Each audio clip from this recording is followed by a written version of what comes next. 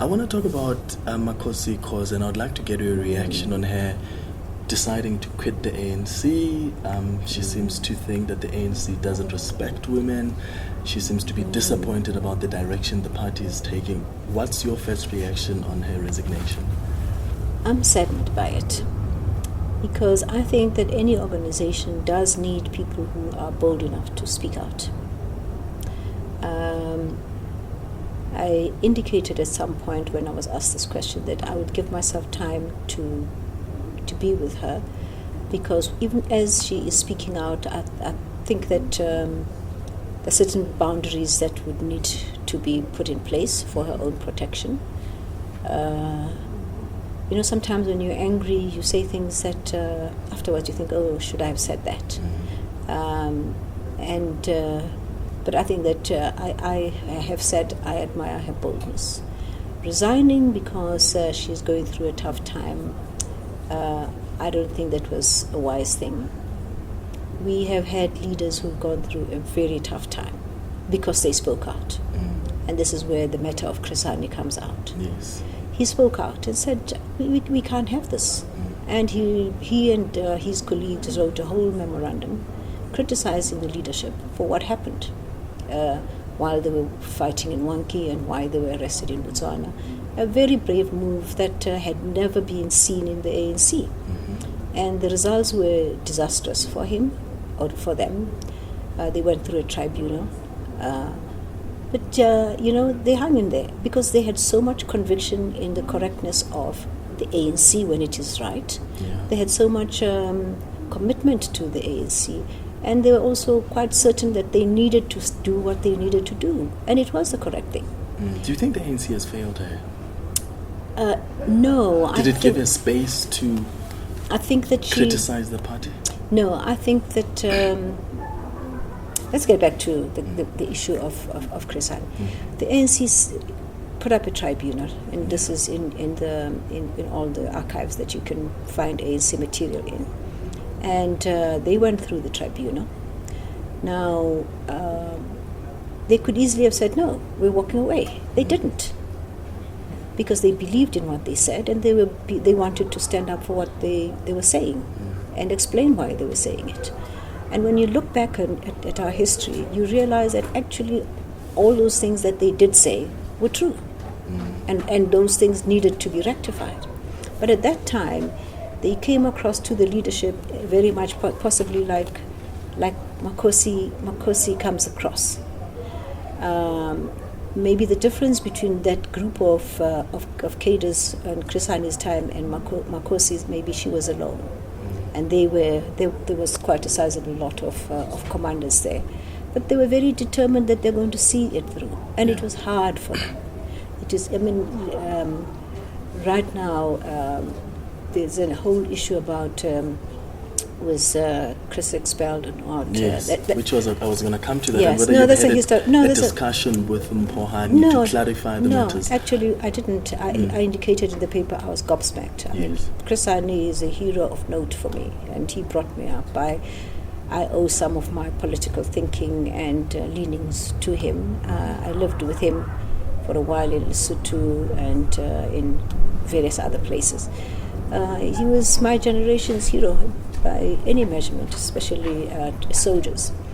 The point that I'm making about him is here is a true leader who will take the flak, whether he thinks it is fair or not. He will take the flak. And the lesson we learn from that is, he took it like a soldier. He stood up for what he thought was right. He took it like a soldier. And we are all the better. We corrected our ways as the ANC. I belong to an ANC department that is called intelligence. And the ANC has, over a period of time, taken us through 3 commissions of inquiry about the harsh treatment that we give to people. Because the ANC has believed that we have ignored other people's human rights. And that kind of human rights ethics would have come out of people like Chris Hani. And they create a particular character of the ANC that is lasting, and that has an indelible mark. And it's a pity about Makhosi. But no, we didn't talk with Jimbo. But the example I was making, it wasn't reported in the depth. It was just a passing statement. But that is because every time I have been, when I'm talking about the organization, I get back to Chris because he's my reference point. I get back to O.R. Tambo. When O.R. Tambo found that his organization was in disarray, he said, okay, let's go for a consultative conference. He got into the consultative conference and he found what he terms a whole group of very angry people. And but he had because he was the leader of the organization, he said, okay, fine, all of those things that you are saying the ANC has done, it means I have done. I take full responsibility. Let's sit down and sort them out. And we sorted the ANC out. On the Jimpo thing, I think I'll end there. No, she didn't call. She didn't ask me. But Chris is a hero of mine, and I'll continue talking about him, and I'll continue making this point because it is at points like this where things are going so bad that we remember people like him. Yeah. What would he have done at a time like this? Do you think he would have stood up for the truth? Do you think there's still more, and by more I mean the majority of ANC, particularly ANC NEC members, that are like Chris Hani, that are like Makhosi Khoza, who are able to speak? And I'm asking this because yesterday I was in conversation with the former president, Clement, and he seems to believe that the reason you have people in the NEC that can't even speak against the president is because most of them serve in his cabinet and they look at him as an employer.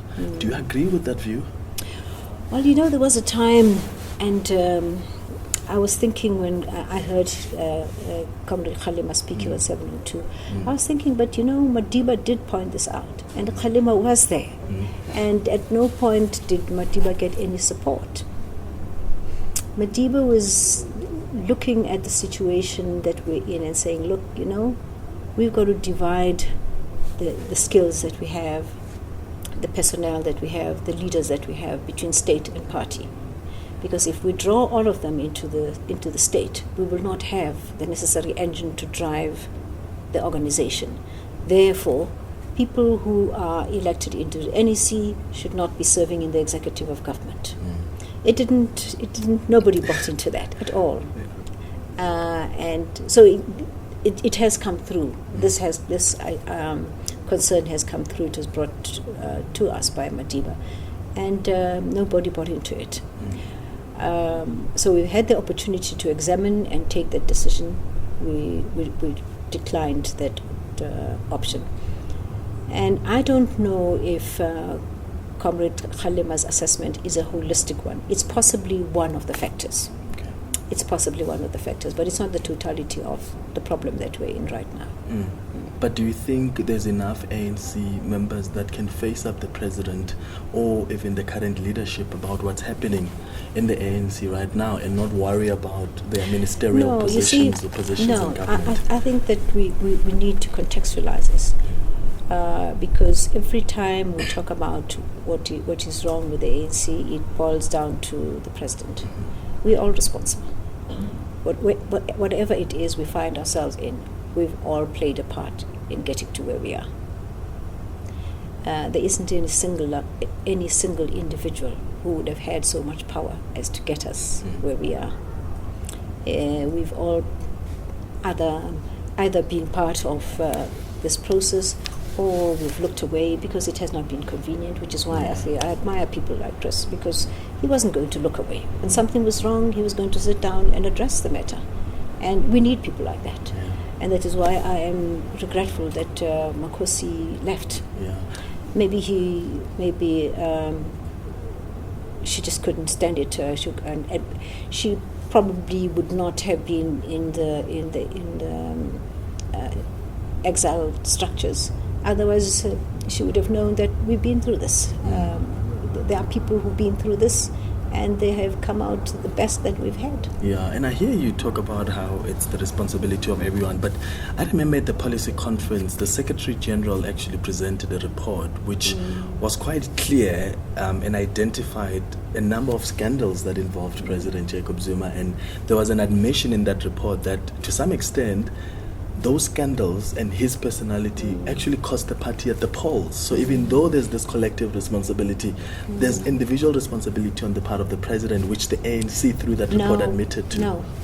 The responsibility is for all of us to have said, let's put this to the disciplinary process. And I have been insisting that there must be a disciplinary process so that whatever wrong, it doesn't matter how low or how high you are. If you are perceived or there is an interpretation that you put the ANC into disrepute, that is an offense. Anybody who crosses that line is put through a disciplinary process. Why has it taken all of us to do that? Why do you think that hasn't happened? I don't know. I was asked this question at a policy conference and I said, no, we must go through a disciplinary process. Then we're able to sift the truth from what is not true. And if in fact we find that anybody has indeed brought the ANC down, we should take the action that was taken against Chris.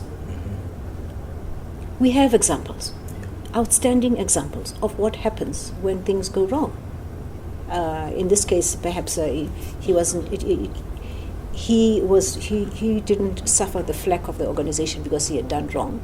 He suffered the flack because he had dared to point out the truth, and they didn't like the way that he had pointed it out, and they thought that it was a breach of the military discipline to write out a memorandum like that.